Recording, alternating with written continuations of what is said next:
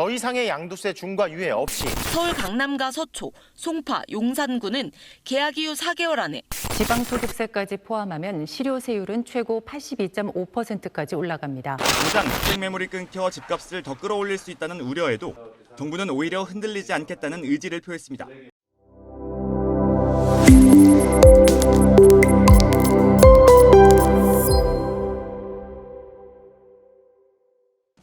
안녕하세요. 홈오브 더 스마트의 상속증여세 전문 이유리 변호사입니다. 요즘 저희 사무실에 가장 많이 들어오는 문의가 뭔지 아십니까? 변호사님, 갑자기 집을 상속받았는데 저는 이제 다주택자라고 세금 폭탄을 맞는 것인가요? 하는 질문입니다.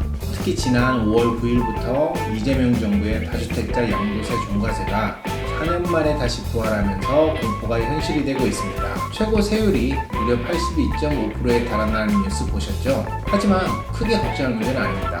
상속은 내 의지가 아니잖아요. 법도 바보는 아닙니다.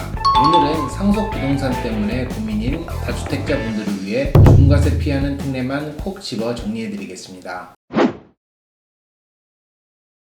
먼저 상황 체크부터 해보겠습니다. 이제 서울 같은 조정 대상 지역 내 집을 팔 때 2주택자는 기본 세율의 20%, 3주택자는 30%가 가산됩니다. 장기 보유 특별공제 우대 공제율 그것도 없습니다. 10년 넘게 가진 집 팔아서 10억이 남았는데 잘못하면 세금으로 6억에서 7억을 내야 할 수도 있다는 뜻입니다. 그런데 여기서 핵심, 상속받은 집 때문에 내가 2주택, 3주택자가 됐다면 이 중과세 알고리즘에서 빠져나갈 구멍도 있습니다. 정부 정책도 부득이하게 집이 생긴 경우까지 가혹하게 세금을 매기지는 않거든요. 가장 먼저 기억하셔야 할 숫자는 5입니다. 법적으로 상속받은 지 5년이 지나지 않은 주택은 양도세 중과를 판단할 때 주택수에서 빼주거나 혹은 그 주택을 팔 때 중과세를 적용하지 않습니다. 상속주택을 팔 때는 상속받고 5년 안에 파시면 됩니다. 그러면 다주택자라도 중과세 없이 일반 세율로 세금을 낼 수 있습니다.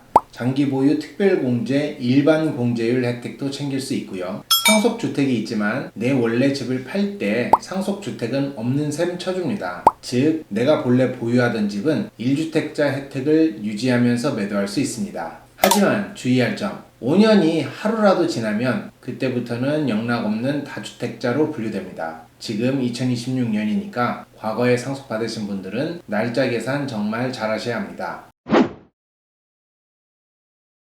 만약 상속받은 집이 지방에 있다면 어떻게 될까요? 조정 대상 지역이 아닌 지방에 있고 공시가격이 3억 원 이하라면 이건 5년이라는 시간 제한도 없습니다. 이런 집들은 중과세 판단 시 주택수에서 아예 제외되는 효자 매물이 됩니다. 반대로 내가 상속받은 집이 서울, 강남이나 용산 같은 조정 대상 지역에 있는 고가주택이라면 이때는 앞서 말씀드린 5년 이내 처분 전략이 유효할 수도 있습니다.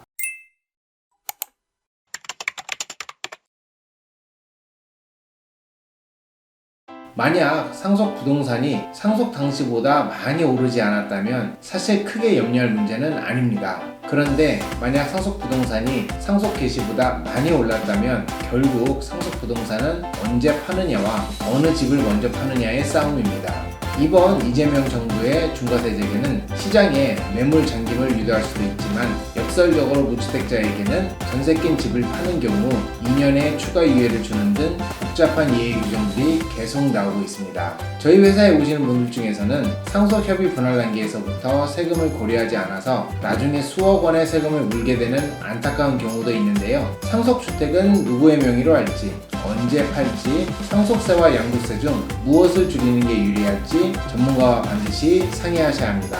지금 내가 가진 상속주택이 중과세 대상인지 헷갈리신다면 본 영상의 본문이나 댓글에 나와 있는 링크를 통해 상담을 신청해 주시기 바랍니다. 지금까지 홈오브 더 스마트의 상속증여세 전문 이유리 변호사였습니다. 감사합니다.